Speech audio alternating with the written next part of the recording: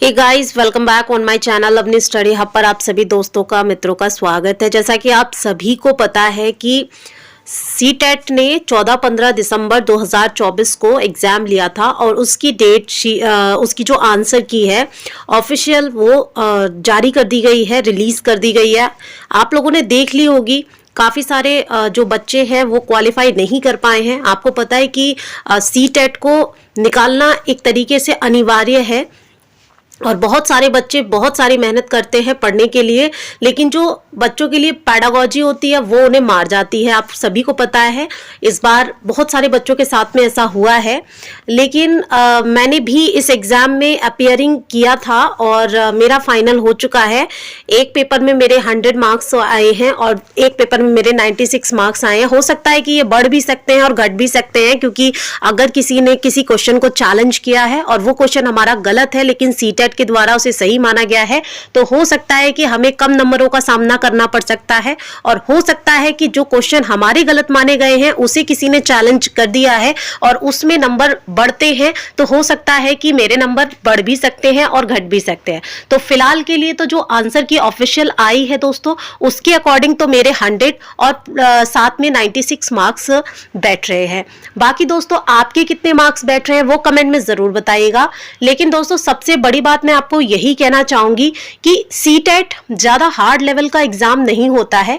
बस अते कि आपने एक महीना कम से कम कंटिन्यू आपने 4 से 5 घंटे या फिर 6 से 7 घंटे या फिर अगर ज्यादा से ज्यादा 100 प्लस या फिर 120 प्लस अगर आपको नंबर अचीव करने हैं तो आपको बहुत ज्यादा पढ़ना पड़ेगा। एटलीस्ट 1 मंथ आपको एग्जाम से पहले जरूर पढ़ना चाहिए, क्योंकि यहाँ पर करंट का वेटेज नहीं होता है, कोई हार्ड हिस्ट्री नहीं पूछी जाती है, ना ही हार्ड इसमें ऐसा कोई भी पैसेज पुटअप किया जाता है कि आप बिल्कुल फंस जाए। अगर आप 50 से 60 पैसेज की तैयारी कर लेते हैं तो डेफिनेटली आपको क्वेश्चन के आंसर ढूंढने आसान हो जाएंगे। मैं आपको बता देती हूँ कि मेरे जो क्वेश्चंस गलत हुए हैं, इतने कम नंबर आने की वजह जो रही है सीटेट के अंदर वो पैडागॉजी ही रही है, क्योंकि पैडागॉजी में एक से ज्यादा आंसर उसके अंदर होते हैं। इसी वजह से, और जहां पर आप सभी को पता है कि सीटेट के अंदर पैडागॉजी में नियम पूछे जाते हैं, चरण पूछे जाते हैं, जिसमें हर बच्चा जो है वो बहुत ज्यादा पढ़ने वाला भी वहां पर मात खा जाता है। तो यही चीजें मेरे साथ भी हुई। पैडागॉजिकल क्वेश्चंस जो थे वो काफी कह सकते हैं कि मुझे टिपिकल लगे थे और इस वजह से मेरे काफ़ी मतलब उसके अंदर आंसर खराब गए। और जिसमें मुझे जो आंसर पैडागॉजी में मेरे सबसे कम मार्क्स बने हैं वो संस्कृत में। और साथ में दोस्तों, क्योंकि संस्कृत में मेरे साथ में गड़बड़ हो गई थी, लैंग्वेज 1 में मैं कंफ्यूज हो गई थी कि किस तरीके से इस पेपर को करना है। बट फिलहाल तो ये कह सकते हैं कि अंत भला तो सब भला, सब सही हो गया है। बाकी देखिए काफी सारे बच्चे इस कंफ्यूजन में हैं। हालांकि यूट्यूब पर अगर आपने देखा होगा तो काफी सारे जो सीटेट की तैयारी करा रहे थे उन्होंने आपको बता ही दिया होगा कि ABCDEFG और J का मतलब क्या है यहाँ पर। तो यहाँ पर दोस्तों इसका मतलब ये है कि आयोग ने या तो उसका आंसर जो है कि जिसके में A दिखा रहा है, क्योंकि मेरे टाइम पर जो मेरी जो आंसर की है उसमें सिर्फ जितना भी दिखा रहा है 4 से 5 क्वेश्चन में Z दिखा रहा है।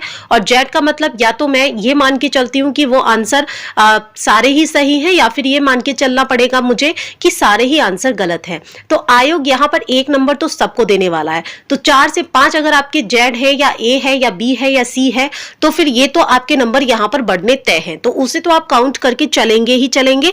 लेकिन यहाँ पर दोस्तों ये है कि काफी सारे कोचिंग इंस्टीट्यूट ये कह रहे हैं कि वो अपनी तरफ से करेंगे चैलेंज, तो आप बिल्कुल भी मत करिएगा, क्योंकि 1000 रुपीज लगने वाले हैं। और आपको पता है कि कोचिंग चैनल जो चलाते हैं उनके पास में खूब सारा पैसा है, हम कह सकते हैं, क्योंकि वो एक ही चीज को बार बार आपके सामने रखते हैं और यूट्यूब उन्हें अच्छा खासा इनकम देता है। और दूसरी बात ये होती है कि वो कोर्स भी बेचते हैं और इसी वजह से उनकी ये जिम्मेदारी हो जाती है कि वो क्वेश्चन को जो है आंसर की को लेकर वो चैलेंज करें।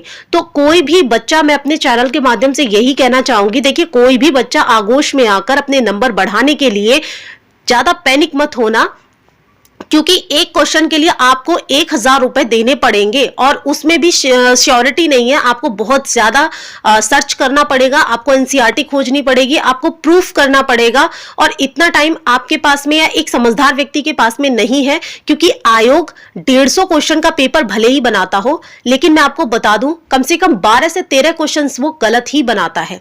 यानी उसका आंसर आपको पूरी एनसीईआरटी की बुक आप खोज लीजिएगा, एससीईआरटी खोज लीजिएगा, फिर भी आपको नहीं मिलेगा। आप 50 तरीके की वैकेंसीज जो आती हैं उनके प्रीवियस ईयर के एग्जाम पढ़ लीजिएगा, तो भी आप क्या वो क्वेश्चन आपको राइट आंसर में नहीं मिलेगा। क्योंकि दोस्तों अभी फिलहाल में यूपीपीसीएस का भी पेपर हुआ था प्री में, जिसमें 12 से 15 क्वेश्चंस जो है वो गलत दिए हैं, आयोग ने अपनी तरफ से ही दिए हैं। तो जब आयोग अपनी तरफ से गलत दे रहा है तो आपको पता है कि बच्चा तो गलत एक तो पुटअप करेगा ही आंसर, क्योंकि इतना डिटेल में कोई भी बंदा नहीं पढ़ता है। वो एक अलग बात है कि किसी व्यक्ति ने फर्स्ट अटेम्प्ट में क्रैक कर लिया, तो हो सकता है कि उसके आगे पीछे कोई सोर्स हो, कोई फोर्स हो जिसने उसे पेपर प्रोवाइड करा दिया हो और उसने पूरी तैयारी कर ली हो और उसके अच्छे मार्क्स बन गए हो। लेकिन अगर आप ईमानदार व्यक्ति हैं, ईमानदार स्टूडेंट हैं, ईमानदारी से पढ़ाई करते हैं और आपके पास जो कंटेंट है आप उसमें से पढ़ते हैं, फिर भी अगर उसमें से क्वेश्चन नहीं आ रहे एग्जाम में, तो कहीं ना कहीं आपकी गलती नहीं होती है, उसमें आयोग की गलती होती है, आयोग की चालाकी होती है।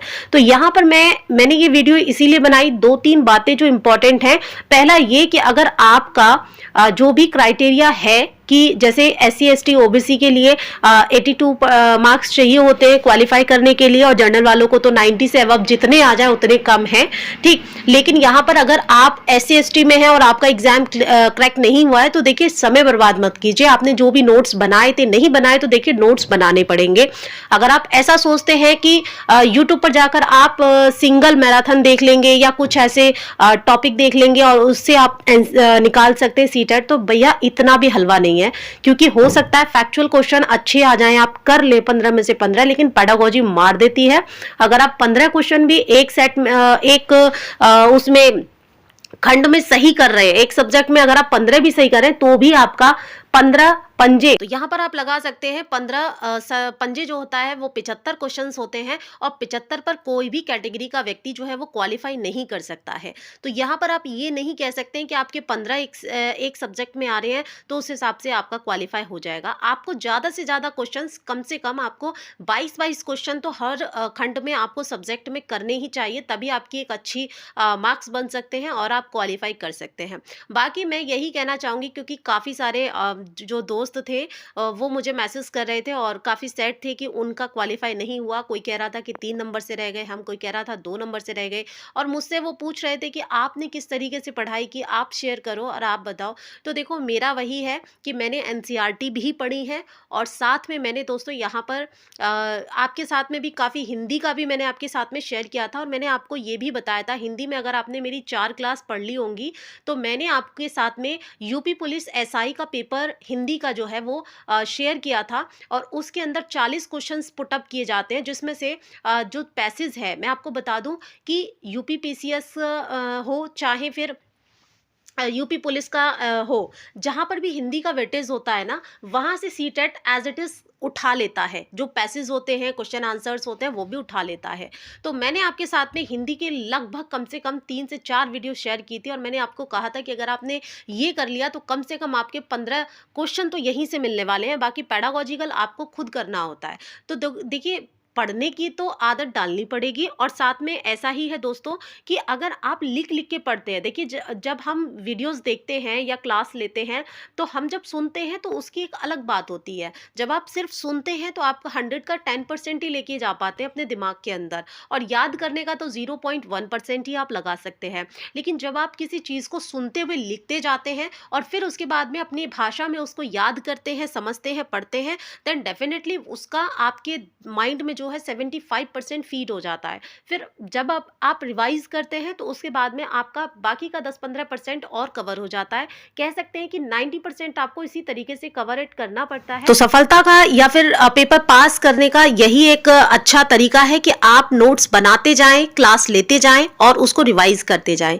बाकी आपकी क्या राय है कमेंट में जरूर बताइएगा और अपने मार्क्स को जरूर लिखिएगा, अपने जो विचार है उनको शेयर जरूर करिएगा। Bye bye, take care.